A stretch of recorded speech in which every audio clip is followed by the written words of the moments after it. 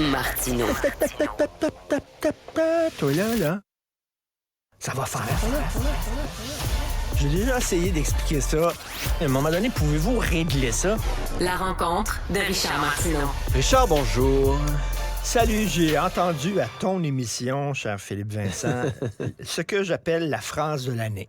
Ah ouais, hein? Vraiment, alors, un vice-président de la SAC dit... Non, cite-le. Je te laisse l'honneur. Vas-y, je te laisse l'honneur. Ça aurait pu être pire. Ça aurait pu être pire. C'est pas génial, ça, comme phrase? Ben oui. mais c'est extraordinaire. Mais c'est vrai. Ça peut toujours être pire, oui. en fait. Mais rassurez-vous, ce que vous voyez, c'est pas si pire que ça. Ça peut être pire. On n'aurait pu rien avoir. On aurait pu arrêter de vous donner des services. On devrait dire ça à Zelensky. Ça aurait pu être pire. Il aurait pu lancer l'arme atomique, tu comprends-tu? Ouais. Il aurait envahi le pays. Non, mais ça aurait pu être pire.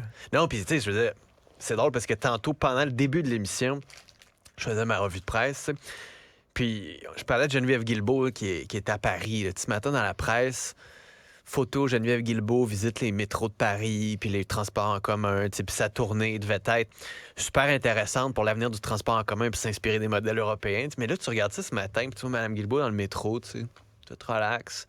Alors que t'as des photos de files d'attente qui n'arrêtent plus, puis ça aurait pu être pire. Ça aurait pu être pire.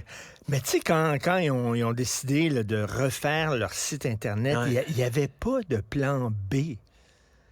C'est hallucinant. Non, puis tu demandais une vérification que les gens n'avaient pas. On aurait pu dire aux gens de la faire pendant ce temps-là. Mais il n'y avait pas beaucoup de publicité là-dessus, là, sur comme quoi il fallait que tu t'inscrives, puis tout ça. Il me semble que tu sais que, bon, les gens, ils doivent contourner le site parce que le site n'est plus là, il est en train d'être reconstruit. Trouver votre rapport d'impôt. Au bout de partout, puis il faut... tu fais des concours, des chasses au trésor, puis gagner un permis de conduire gratuit pendant 1 an si vous trouvez votre rapport d'impôt dans la prochaine semaine. Puis, il y a moyen de faire... Puis là, les gens qui répondaient aux demandes, les employés qui répondaient aux demandes des citoyens n'étaient pas formés, manquaient de formation. Non, puis tu sais, tantôt, j'avais Karina Gould qui me parlait des passeports. J'étais, avez-vous appris? Parce que là, l'été, ça en revient. Puis elle disait, on a appris bien des affaires, notamment, il faut gérer les gens comme des gens.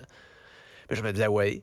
C'est drôle que faire rappeler ça au gouvernement, mais là, c'est ça le problème avec la SAQ aussi. C'est du monde qui attend dehors. Là. On va peut-être mettre des abris chauffés parce que là, c'est l'hiver, puis il fait encore froid. Mais sais-tu ce qui est pas mal aussi, qui aurait pu être pire peut-être, c'est les réponses des porte-paroles de certains organismes. Ce matin, le MTQ nous parle des lumières. Tu sais, les lumières... qui n'allument pas dans les autoroutes à Montréal. Oui. Et là, le porte-parole du MTQ nous dit, ben là, c'est à cause de l'hiver.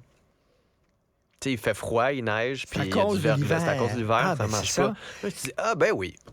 C'est à cause de la pandémie, c'est à cause de la pénurie de main-d'œuvre. Non, mais à la limite, c'est parce qu'à la limite, la pandémie, on s'y attendait pas. L'hiver, là. C'est vrai que. Comme la nuit. Chaque hiver, il fait frais. Il fait. As-tu remarqué? Chaque hiver, il y a un hiver. C'est vrai que... Est-ce qu'on pourrait avoir la minute philosophique de Richard Martineau? Il me semble que ça ferait un segment. Les nids de poules, c'est à cause des écarts de température extrêmes. Tu comprends il va en avoir de plus en plus, le gel dégel.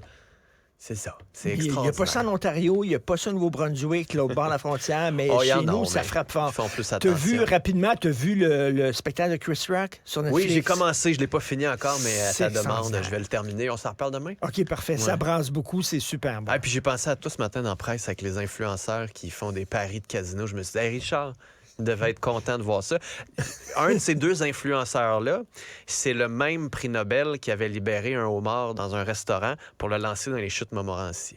Oh! Je l'avais pas vu, celle-là.